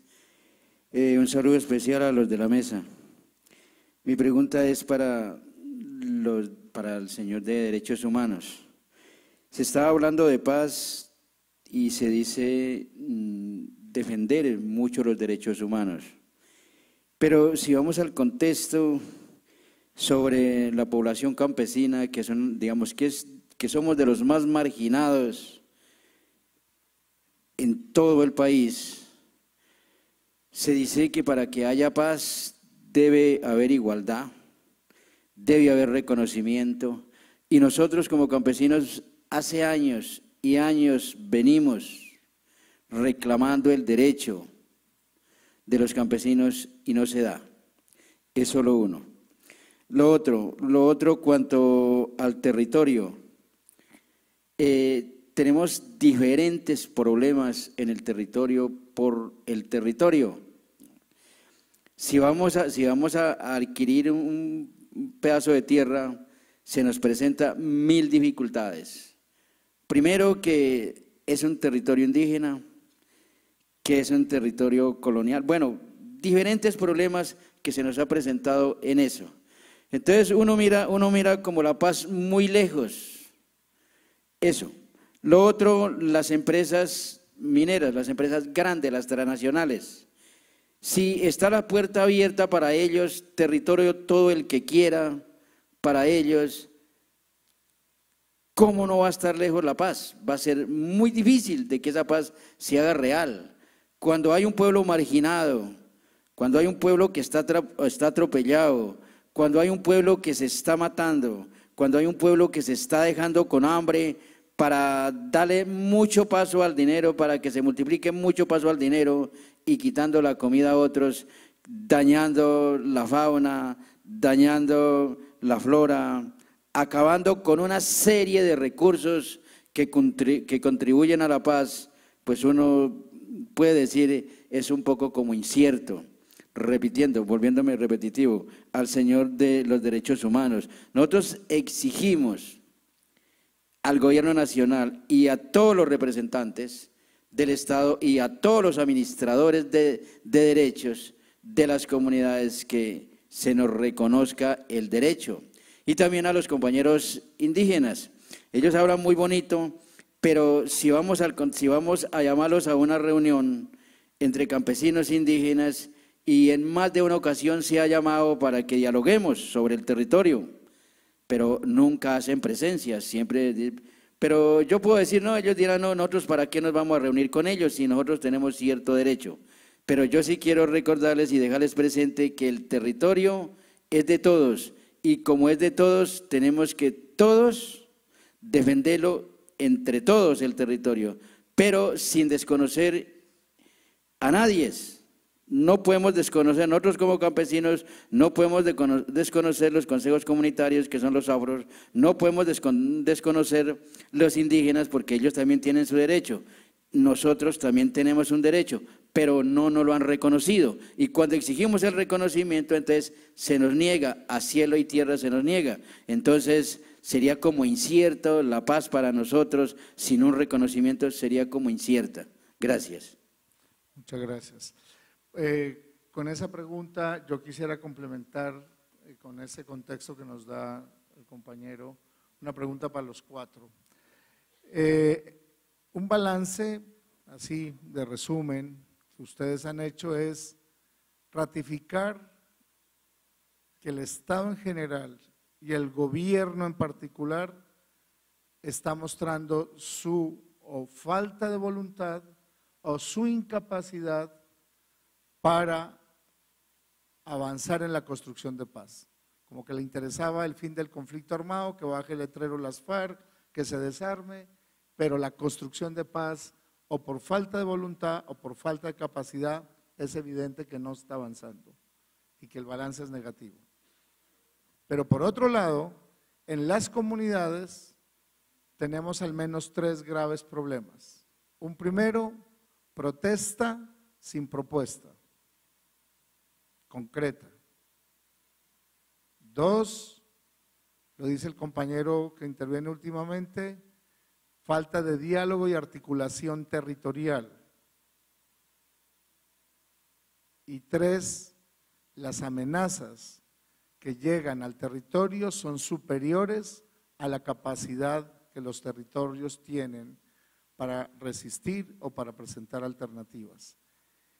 Si el Estado es incapaz en lo local y no hay capacidad de las organizaciones sociales, las autoridades y las comunidades para poder construir un nuevo escenario, ¿qué creen que debería hacerse? ¿Cómo salir de este trabada de fuerzas?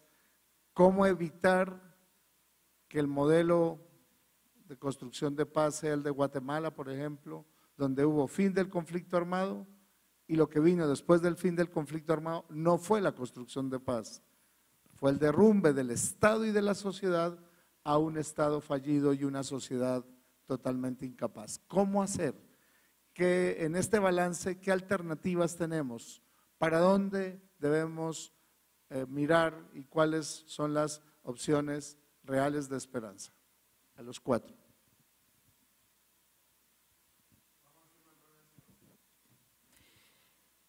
Bueno, yo creo que tenemos que partir de reconocer que el Estado no es el gobierno, el Estado somos todos.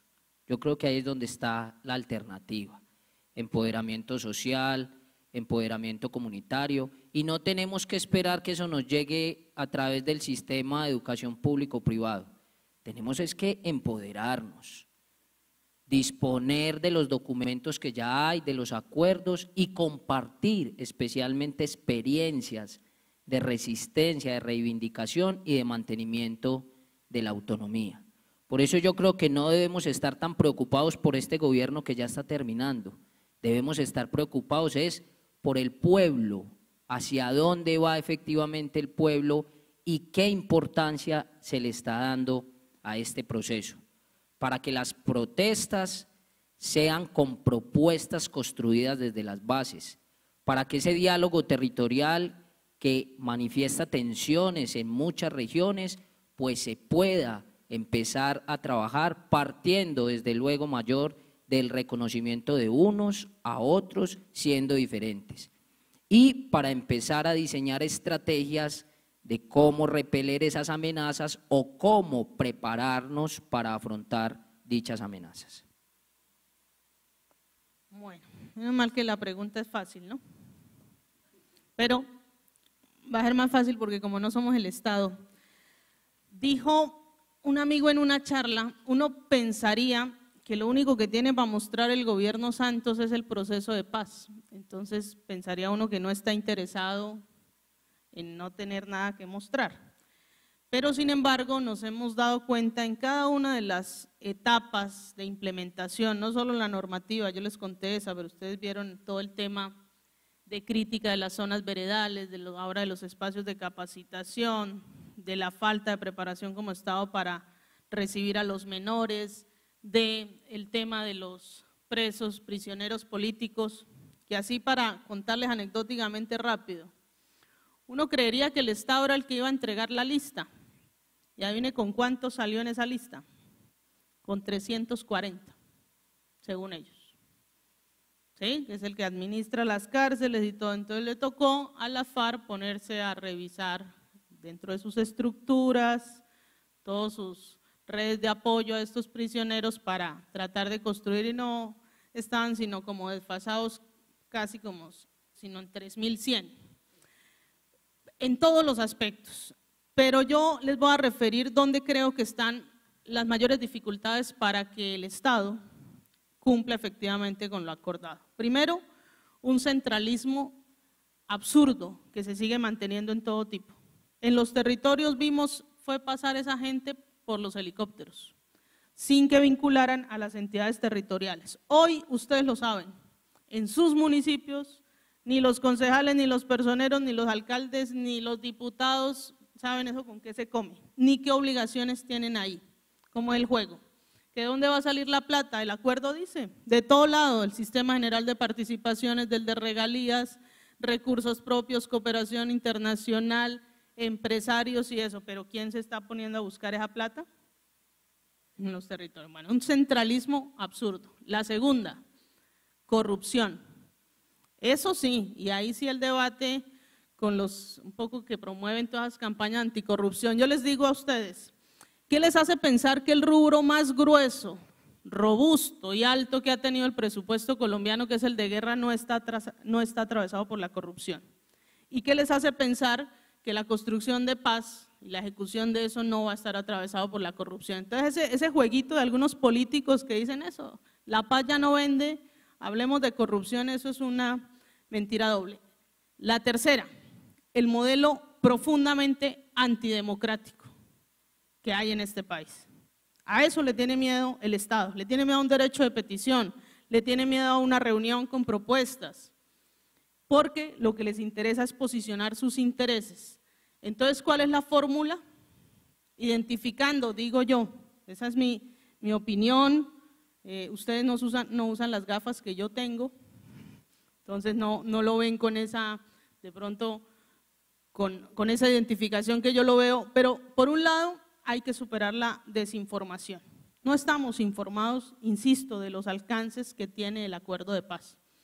Luz Marina me escuchó el martes en Bucaramanga, siempre pongo ese ejemplo, Plan Nacional de Vías Terciarias. Si tuviéramos conciencia, yo ya quisiera ver a los presidentes de Junta de Acción Comunal diciendo cuántas son los kilómetros que me hacen falta en mi vereda y llevarle eso de manera conjunta al alcalde, decir, mire, señor alcalde, aquí este municipio, Florida, Pradera, que están como priorizados, hacen falta 500 kilómetros. A ver, hágame el favor y los mete allá en el plan nacional y los prioriza. Y la otra reflexión que yo compartía es, como estamos en una cultura antidemocrática, una acción que se repite por mucho tiempo se vuelve una costumbre, y una costumbre que se mantiene por mucho tiempo se vuelve una cultura.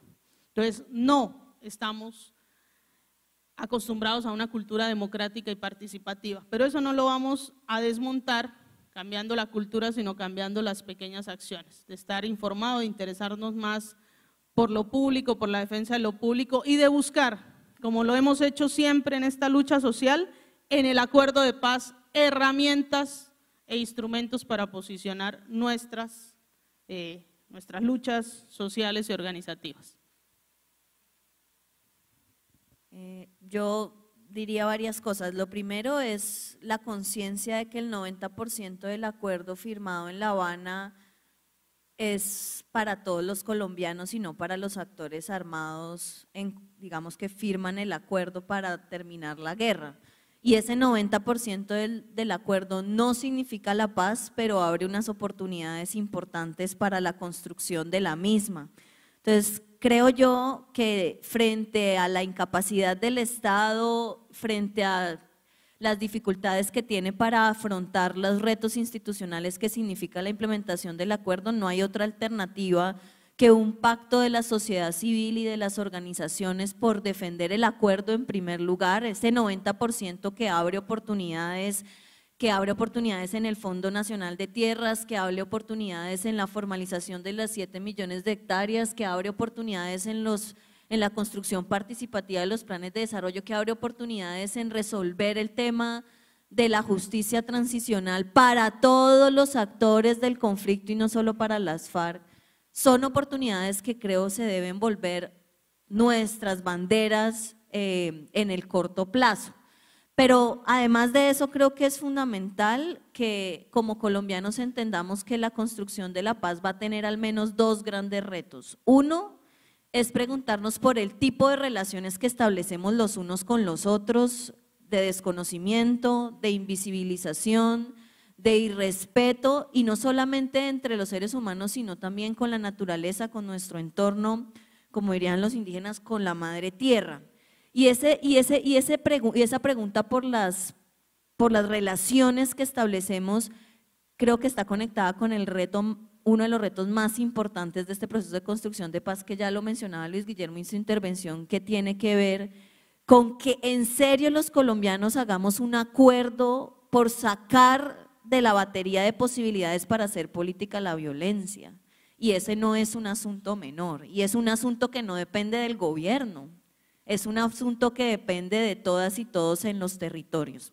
Pero el segundo elemento, que es uno de los más complejos, donde creo yo que hay oportunidades importantes en el acuerdo, pero no se reduce a eso, como ya lo decía César, tiene que ver con las condiciones económicas y sociales que seremos capaces o no de construir conjuntamente en los territorios y entre todos, tratando de encontrar acuerdos y puntos y agendas comunes en medio de las diferencias de vida de las comunidades y de condiciones de equidad sobre la tierra y de condiciones para la democracia en el país, y creo que ahí está el otro reto, y ese tampoco es un asunto exclusivamente del gobierno, de hecho ese es el asunto del desarrollo territorial, de construir agendas comunes, de resolver estos conflictos territoriales entre indígenas, campesinos, de hacer acuerdos territoriales para poner de presente una visión conjunta del territorio que pueda estar en la mesa de concertación de los PDs o de los planes de ordenamiento de la reforma rural integral con propuestas concretas de desarrollo. Creo que es fundamental para que el proceso de construcción avance. Yo creo que el único llamado que se puede hacer en un escenario donde el gobierno muestra sus dificultades es un llamado a que la construcción de paz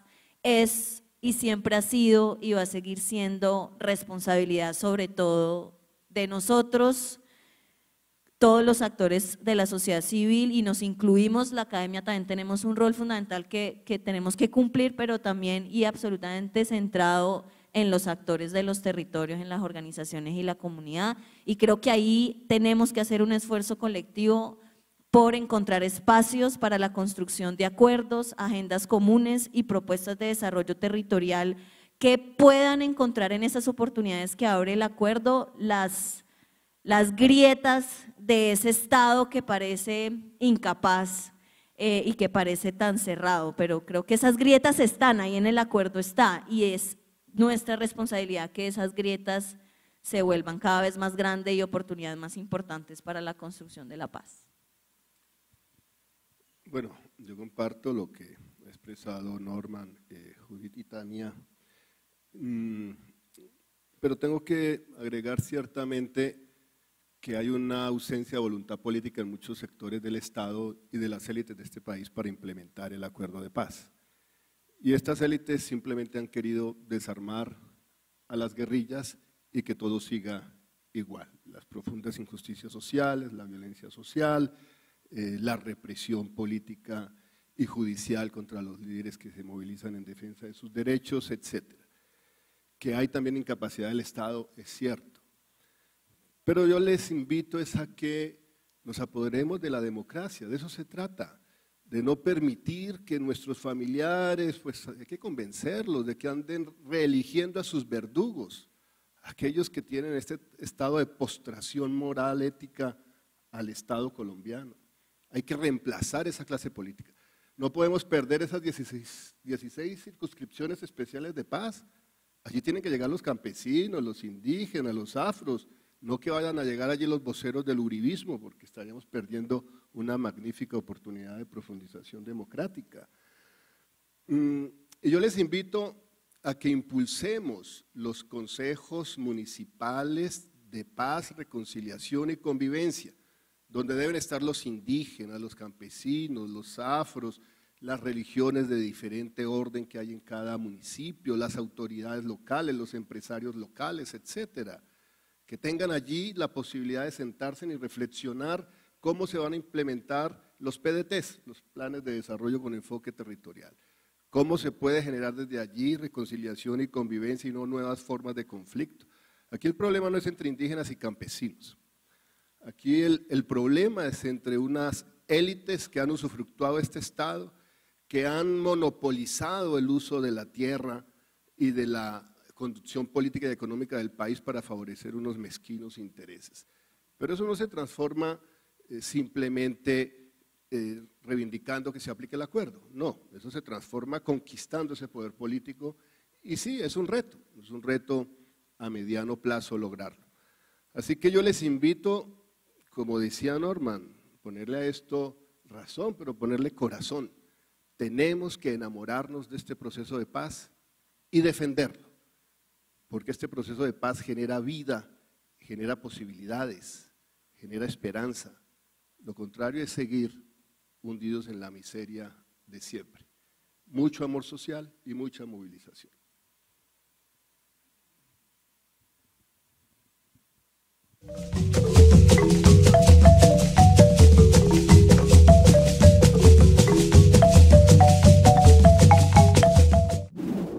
Formamos a los mejores para el mundo.